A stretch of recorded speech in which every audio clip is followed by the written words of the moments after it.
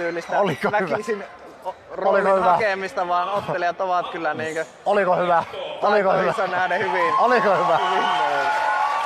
Ja sitten meillä tulee 8. ottelu miehet alle 54 kiloa. Jair A. Penol, Sitalada ja Aguissa Prianto, Pohjan kamppailijat. Ja siellä ja on tässä Roope. vaiheessa taas tulee se disclaimer, että me olemme riippumattomia toimittajia, joiden selostukseen ei vaikuta minkäänlainen paikallisväri eikä kotiseutu ylpeys, vaan me raportoimme sen, minkä me näemme analyyttisesti, tunteellisesti ja viihdyttävästi. Kyllä. Ilman minkälaista tunnistimetta mihinkään. Mutta Pohjan kamppailijoiden valmentajasta voin sen verran sanoa, että kaveri on kuitenkin tunnettu Warhammer 40 000 niin mies, että hän on kyllä varmaan niin strategiat katsonut. Ja strategemit on niin sanotusti valittu. Strategemit on valittu ja varmasti on tähänkin otteluun niin sanottu metaan tutustuttu, että katsotaan millä tässä niin mennään ja kovasti ollaan niin mietitty kummalle kulmaan, että siniselle vai punaiselle deployment zonelle me oma ottelu lähdetään niin laittamaan ja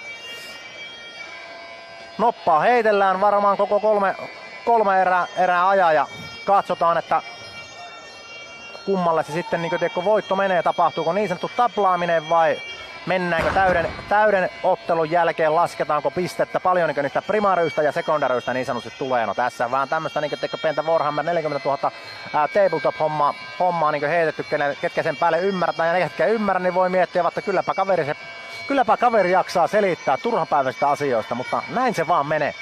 Näin se vaan menee. Mutta Bruce Lee totesi näistä lautapeleistä sen, että boards don't hit back, mutta voin kertoa, että tässä erässä kaverit todennäköisesti kuittaa sen lyönnin blokin kautta takas. Kyllä. Mutta siellä on tosiaan Tampereen väriä punaisessa ja sitten Pohjan kamppailijoiden väriä niin kuin sinisessä kulmassa ja siellä pyydetään ottelijat keskelle ja saavat jo tässä raikuvat uploadit.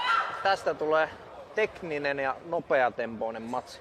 Kyllä tavallaan se, että niin mitä enemmän niitä kiloja karisee alaspäin, niin sitä enemmän se nopeus lisääntyy. Voiko laskea sillä, että 20 kiloa vähemmän on 120% nopeammat lyönnit? On, ja toki vaikka puolueettomia reporttereita olemme täällä tapahtumien keskiössä, niin täytyy puolittaisesti myöntää, että kyllähän niin oma sympatia ja mielenkiinto on aina näissä kevyemmissä sarjoissa. Toki se johtuu vaan siitä, että niissä tapahtuu ihan hurjan paljon, ei siitä, että olen joskus itsekin ollut kevyt. Nykyään on raskasta seuraa. Kyllä. Ja oli kyllä hyvin kuvaileva. Raskasta joulua. No, mistä se keksii? Mistähän se keksii? Tiedä. Huumoria. Ja täällä siellä näkyy taas tämmöistä niin vähän raskasta seuraakin täällä. Ja raskata iskuja näkyy myös siellä ihan kotiin vastaanottamien puolellakin. Mutta sitten siirtyy kamera taas sinne kehän puolelle ja pääsevät siellä sitten siigailemaan itse ottelua. Ja siinä lähdetään heti klikkaamaan ja pikku tuplaklikkaus alapotku kikkahan siellä tuli. On, mutta nyt on niin sanotusti saksalaistyylinen salama alku tulee kyllä siihen heti kummaltakin, että ei siinä jäähä kyttäämään ollenkaan. Mut siinä oli tavallaan tuo klikkauksen jälkeinen suoritus, niin se oli kyllä suoraan niin kuin Ilari Matiolin pelikirjasta puolikas läpy ja se saman jälkeen suutti kintuille. Näin se menee vaan, että protect yourself at all times. Ne kättelyt ei ole pakollisia edes tuossa vaiheessa enää, vaan koko ajan pitää olla hereillä. Kyllä. Ja kuten Wu-Tang Clan aikanaan sanoi, että protect your neck. Kyllä. Ja siellä näyttää olevan muitakin 90-luvun rap-faneja, nimittäin X-Gon Kivitsu on todennäköisesti soinut lämmittelyiden aikana, nimittäin kaverit on sen verran satuttamisen halusia, että haippi on nostettu tuossa lämmittelyalueella. X-Gon Kivitsu juu. Ja kyllä. Iskujen vaihto. Tällä hetkellä Zitaladan mies on lievässä komennossa, mutta semmoista selkeätä yliotetta ei ole vielä kumpikaan saanut. Mut sieltä lähtee Pohjan kamppailulta kovaa kuitti tuonne kylkeen. Koukku he lähtää perille, mutta niin lähtää suoria useampi kappale. Nyt käti selkä, se on aina vaarallista. Äkkiä kuitenkin Oulun mies kääntää se puolelle ja taas jatkuu. Suoria nasahtelee perille. Vähän tulee tuossa tavallaan iskun jälkeen tuonne pikkuinen sivuuttaa askel, että oliko se niinku tavallaan tietoinen kääntö vai pieni horjahdus siinä, että se on tavallaan kehätuomarin ja arvostelutuomarin päätös sitten.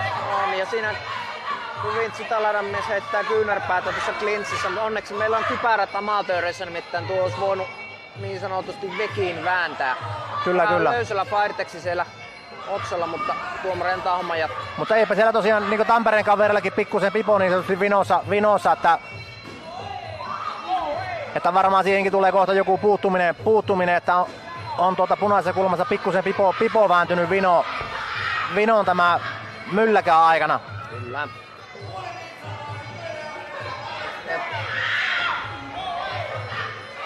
Mutta siellä on Tampereen puolelta on kannattajaa sen verran, että kuuluu ihan varmaan tänne niin mikrofoniin asti tuommoiset niin kyllä. hurraa-huudot. Oulu Sapriantolta ihan... Ja nyt tulee päivän ensimmäinen sivupotku. Ja se oli juuri sillä, kun minä en ollut katsomassa. Juurikin näin. Siellä lähdetään freimaamaan naamasta klintsitilanteessa. Taisi Tampereelle mennä tämä erä, mutta entäs seuraava? Kyllä.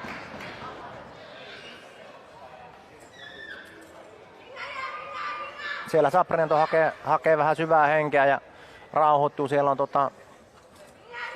kulmakaveri antaa viimeisiä neuvoja. Tässä näkyy näitä ensimmäisen erän onnistumisen jäi vähän käsikin tuonne kehäköysien taitteeseen. Ja tuosta se tosiaan tuli sitten. Ynseitä sivukoukkua vielä etusormen. Kyllä. Tässä tuossa oli se pyörähdys. Vaikka se vähän hipasti niskaa jo tuon. Että siitä olisi voinut tulla sitten tavallaan murikkamainen kommentti sen jälkeen, että löi niska. Kyllä. Se on juurikin näin, eikä ollenkaan väärinpäin. Kyllä.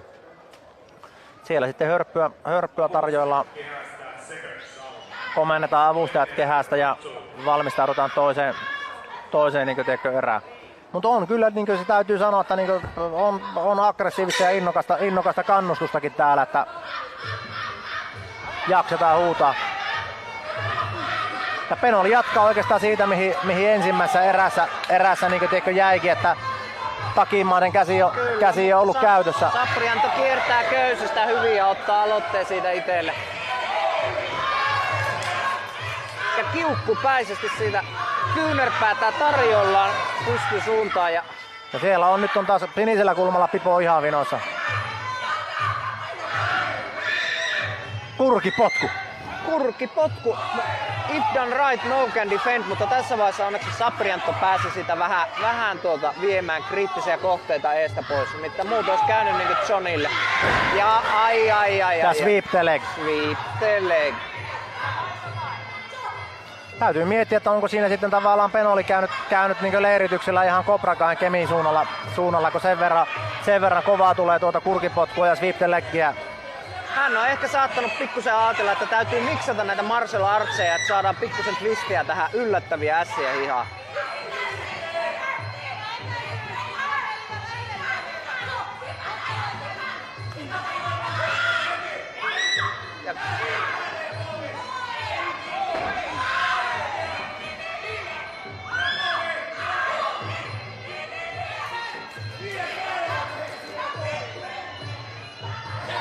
Nyt pitää Saprianto äkkiä katse kohti kaveria, ei kannata jäädä haaveilemaan noissa tauoissakaan olla. Niin, kyllä. Koska Penol on sen verran kehäketuoloinen kaveri, että se ottaa välittömästi sen etäisyyden kiinni, kun paikka tulee. Kyllä. Ja siinä ilmeisesti oli huomautus, että tuliko korvan taakse vai niskan puolelle. En näitä kriittisiä käsisignaaleja ymmärrä. Niin, kyllä. Ja siellä ollaan taas lähitilanteessa herranjestas. Nyt kyllä Penol ajoitti kyllä käännön ihan täydellisesti. Siihen sai niinku momentin mukaan ja meno oli niinku suoraan Steve Segalin Aikido-opeesta. Kyllä ja taas tulee sitä pikkusaksauksella ja kääntökyynärpätä haetaan, ei mene perille Saprianto. Mut sieltä lähdetään sitten jakamaan kuitenkin Saprianto lähtee jakelemaan etumaista, takimaista ja uudestaan etumaista. Saprianto näyttää jo oikeasti aika väsyneeltä ja tässä olisi 40 minuuttia tätäkin erää ja Penoli lisää kaasua koko ajan. Kyllä. Mutta hyvin Saprianto heittää sitä koukun korvalle. Mutta nuo omat kiertopotkut jää nyt vajaaksi Sapriantolla, että pitäisi päästä pikkusen kauempaa ne tykittää. Penolille näytetään sitä, että kyynärpäätä ja Saprian nyt katse kohti vasta. Ai saamari, se tulee niinkö hyvin. Nyt tuli kyllä suoraan niin teko selälle siitä tuo pyyhkäisy, että kyllähän se mehuja vie aina tuolta itsensä niin tuolta niin kuin kanveisin pinnasta niin kerätä, vaikka siinä ei sitten mitään se suurempaa kolahdusta niin käykään. Kyllä se pistää keuhkot tyhjäksi, kun siihen jysähtää, mutta kokeneet kaverit kuitenkin kaatuu niin, että ne ei päätä lyö siihen. Kyllä. Mutta se on sitten päivän 8. ottelu, 3. ja viimeistä lähdetään. Ja toinen erää myös punaiseen kulmaan. Ja sitten on tavallaan tietää, että siellä on pohjan kamppailijoiden kulmauksessa. Mikä on nyt Saprianon lääke tähän vai Ja kolmatta erää ei tule. Että tuliko sinne joku pikku loukki jonnekin vai oliko vaan tahti yksinkertaisesti niin kovaa, kun Saprianolla alkoi olemaan se olemus siinä viimeisellä minuutilla ja vähän semmonen, että ja toivotaan, että mitään loukkaantumista ei tullut, että pääsee sitten jatkamaan treenaamista ja harjoittelua ilman mitään keskeytyksiä ja niin muita, mutta kolmas jäi ottelematta, että tuliko siinä sitten tavallaan kulmasta tavallaan luovutus vai että kehätuomarilta keskeytys oli miten oli, mutta toisen ja kolmannen väliin jäi tämä ja siitähän me virallinen kuulutus saadaan ihan juurikin näillä näppäimillä.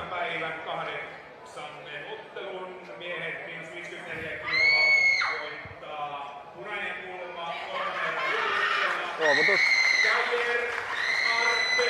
Se on aina hienoa, että kulmassa ei lähdetä väkisin riskeeraamaan. Haetaan sitä last hurraata ja jonkinlaista niin onnenkantamoista hakemaan, vaan katsotaan, että ottelijan kunto on nyt